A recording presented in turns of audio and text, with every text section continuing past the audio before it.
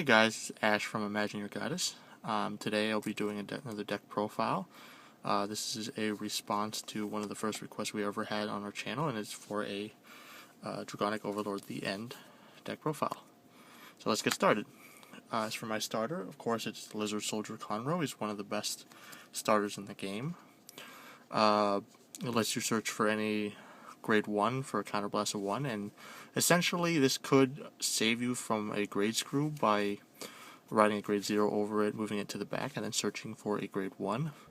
Of course, this gambit really doesn't work that well, unless your opponent is grade screwed as well, but it is essentially a way out of it. As for my triggers, I run 1, 2, 3, 4, 5, 6 draw triggers. In all my cross-ride decks, I tend to like to run 6 draw triggers, because one of the big things about cross-rides is you actually want to get the cross-ride off. And you're going to have to go through a lot of cards generally to be able to guarantee that. I feel 6 is just the perfect number for all cross-ride decks. This includes MLB, DOTE of course, Dayusha, and I possibly think that Phantom Blast Overlord might be the only cross-ride deck I wouldn't run 6 draw in, but of course I don't own a Shadow Paladin deck at this time, so I haven't actually been able to test that. But I run 4 copies of Gatling Claw Dragon because sometimes I can use this to snipe out pesky starters like Wingo Brave or Go Yusha and whatnot. And yeah, it's there for the options. Moving on, I run 1, 2, 3, 4, 5, 6 crit triggers. You want offensive power in your cross-ride deck, well, in any deck really, and crits deliver that. At 4 damage, people are scared of crits and they won't let attacks through, or they'll no-pass, 2-pass it, essentially blowing through cards in their hand.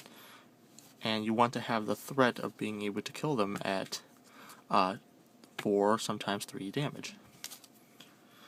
And then, of course, I run 4 heal triggers. This is kind of a standard thing in most decks. Everyone should run heals, and you never know when you're going to sack into one. For grade 1s, I run 1, 2, 3, 4 perfect guards. As I've stated in many videos, I feel that the format just requires you to have 4 perfect guards, seeing all the dangerous things out there.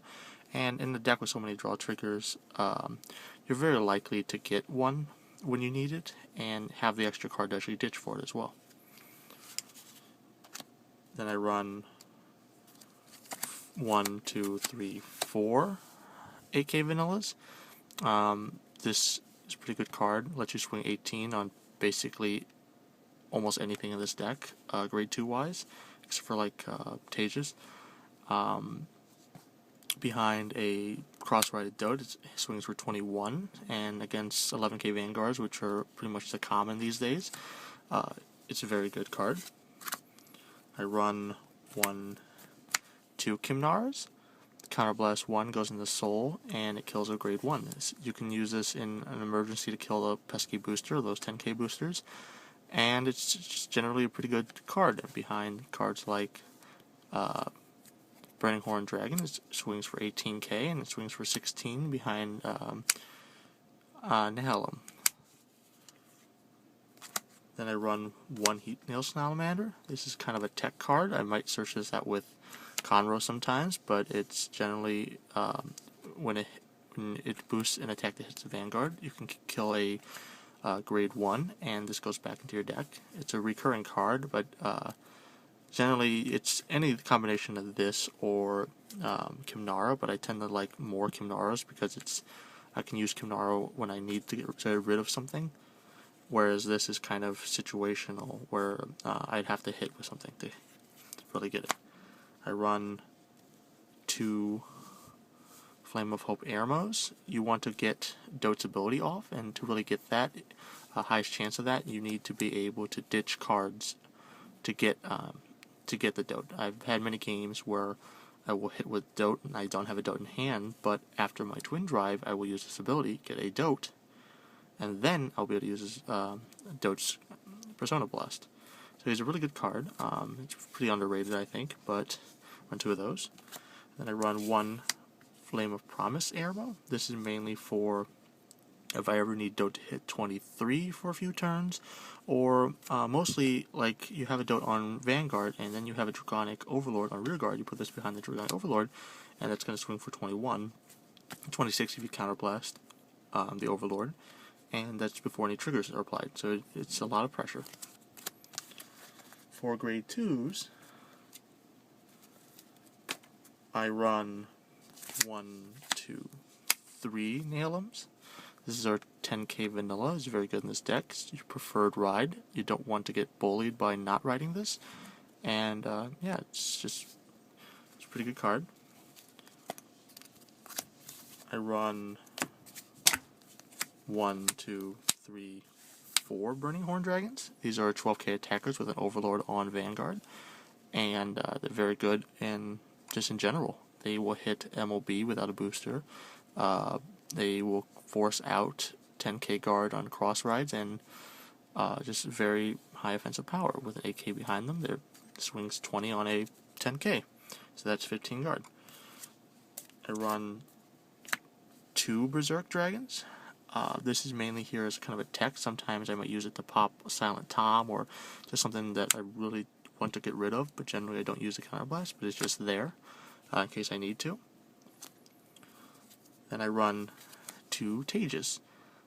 I really like Tages. It can swing at boosters, and I've had a number of games where I used them in attack, like things like Wingo Brave or the 8k boosters or 10k boosters, and it's just generally you have a target that usually you can force a lot of guard on.